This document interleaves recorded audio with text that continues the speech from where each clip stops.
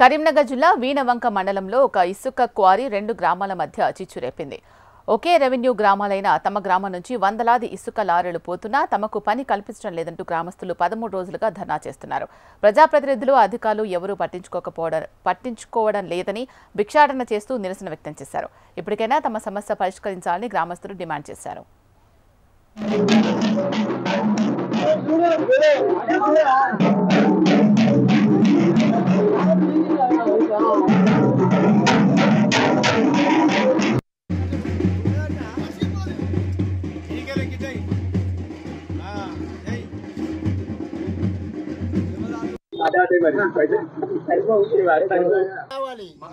మా హక్కులు హిమ్మత్ నగర్ ఐక్యత హిమ్మత్ నగర్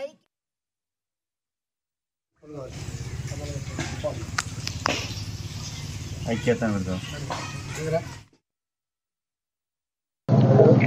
ఇసుక క్వారీలు లారీలు నడుస్తూ ఉన్నాయి. వందలాది లారీలు మా ఊరు మీద నుండి మరి రెవెన్యూ కొండపాక ఇమ్మన్నారు కలిసి ఉన్నటువంటి 2 గ్రామాలు మరి 2 గ్రామాలు అన్నదమ్ములుగా వేరుపడ్డం కానీ ఆస్తి పంపకాలు జరగలేదు. ఎప్పటికీ ఉమ్మడిగానే పనులు జరుగుతూ ఉన్నాయి. అక్కడి పనులు కానీ ఇక్కడోళ్ళు కానీ అంతా అన్నదమ్ముల లెక్కనే కలిసిపోయినటువంటి గ్రామాల మధ్య ఈ ఇసుక క్వారీ వల్ల ఒక వివాదం ఏర్పడ్డది. ఎందుకోసం అంటే ఇసుక లారీల మీద పరుగులు కప్పితే 1000 రూపాయలు మరి వాళ్ళు కాంట్రాక్ట్ ఇస్తూ ఉన్నారు. మరి అటువంటి దాన్ని మా గ్రామంలో ఉన్నటువంటి ఉపాధి కూలీలకు కూడా ఉపాధి కల్పించాలని చెప్పి మేము అడగడం జరిగింది. మరి అదేవిధంగా కాంట్రాక్టర్ గారు కూడా చేసినప్పటికీ వాళ్ళు స్పందించలేదు. మరి అదేవిధంగా మేము జిల్లా అధికారులకు కూడా తెలియజేయడం జరిగింది.